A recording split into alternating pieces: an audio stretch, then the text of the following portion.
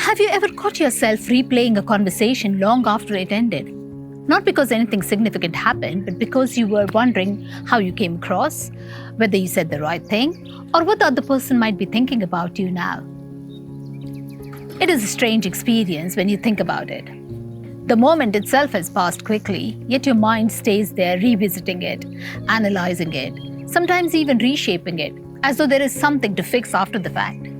And even when nothing has gone wrong, there can still be a quiet unease that lingers, as if your sense of comfort depends on how the moment was perceived. That is what I want to explore today, because the need to be seen in a certain way, to be understood, accepted, or approved of, shapes far more of our behavior than we often realize. Hi, I'm Bhavna, founder of the Inspirited Life Cow.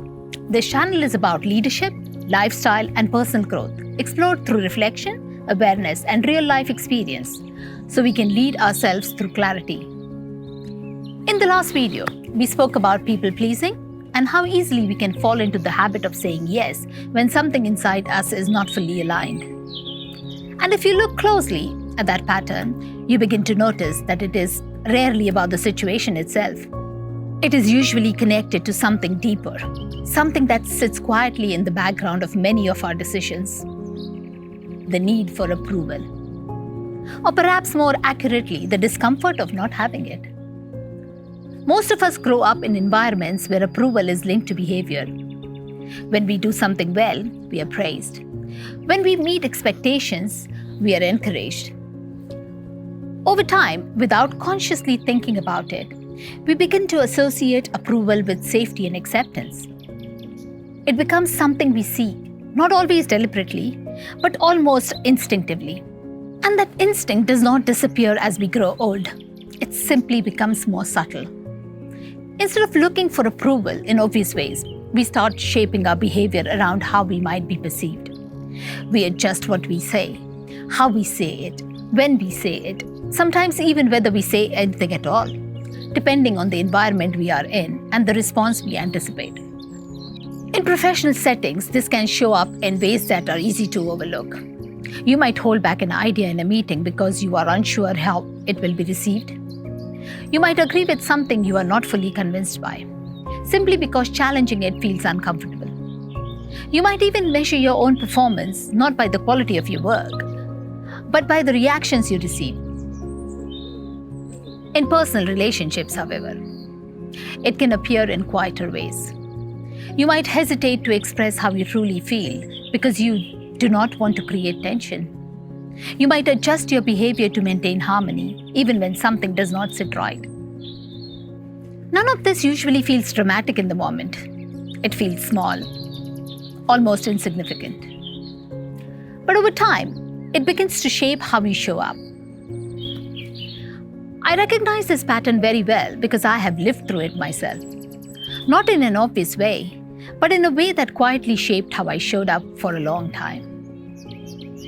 There was a phase where the question, what will people think, was not something I occasionally considered. It was something that consistently sat in the background of my decisions. It influenced how I behaved, how I spoke, and even how I presented myself in different situations. I was not just responding to what was happening in the moment. I was also constantly viewing myself from the perspective of others. And that creates a very different experience of life. Because instead of being present, you are almost observing yourself as you go. Adjusting, filtering, managing how you come across. At the time, it did not feel like fear or insecurity. It felt like awareness. It felt like being thoughtful and measured. But over time, I began to notice the cost of it. There were moments, especially in meetings or even in family settings, where I wanted to express myself more freely, to say what I genuinely thought, to show up as I really am. And yet, there was always a layer of hesitation, not because I did not know what to say, but because I was holding it back. What stopped me was not the situation itself, but the pressure I had created in my own mind around how I might be perceived, what people might think.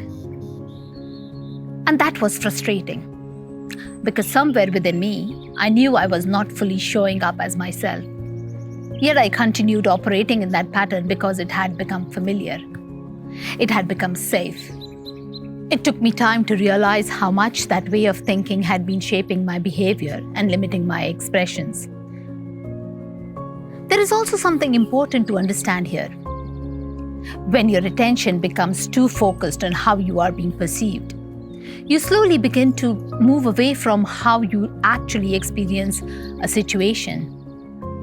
Instead of being present in the moment, you're observing yourself within it, almost as though you are watching from the outside. That distance creates a subtle tension. Because instead of responding naturally, you begin managing your response. And that management, over time, becomes exhausting. The mind also has a tendency to fill in gaps when it does not have certainty. If you do not know what someone is thinking, your mind will often create a version of it. And more often than not, that version is influenced by your own doubts, your own expectations, your own internal narrative. So you begin to respond not to reality, but to your interpretation of it. And that is where unnecessary pressure begins to build. Because you're trying to control something that was never fully within your control to begin with. The truth is, you cannot control how others perceive you. You can communicate clearly, you can act with integrity, you can be consistent, but beyond that, perception is shaped by the other person's experiences, their expectations, their biases, even their state of mind in that moment. Yet we often behave as though we are responsible for it. And that creates a weight that is not always visible, but very much felt. For me, the shift came not from trying to stop caring what people think, because that is not realistic, but from beginning to question how much space I was allowing it to take in my thinking. I started bringing my attention back to something simpler. Am I clear in what I am saying? Am I aligned with what I believe? Am I responding in a way that feels honest? Those questions grounded me in something more stable. Because when you are clear internally, external perception becomes less overwhelming. It still matters, but it no longer controls you. And that is an important distinction. This is not about becoming indifferent or disconnecting from others. It is not about losing yourself in the process of trying to be understood. Because when that happens, you begin to dilute your own voice. And over time, that affects not just your confidence, but your ability to make decisions, to lead, and to build meaningful relationships. If this resonates with you, I would invite you to reflect on something simple. The next time you find yourself replaying a situation in your mind, pause for a moment and ask yourself, what exactly you were trying to resolve? Is there something that genuinely needs attention? Or are you trying to manage how you were perceived? That awareness, even on its own, can begin to shift how you think, because it brings your focus back to what you can actually influence. Your clarity, your intention, your response. And over time, that shift reduces the mental noise that comes from trying to control something that was never yours to control. If this conversation resonated with you, I would genuinely like to hear your thoughts. If you found this helpful, take a moment to like the video and share it with someone who might benefit from it. And if you're interested in more such conversations around self-awareness, leadership, and personal growth, consider subscribing so you do not miss what comes next. In the next video, we're going to explore something closely connected to this: overthinking.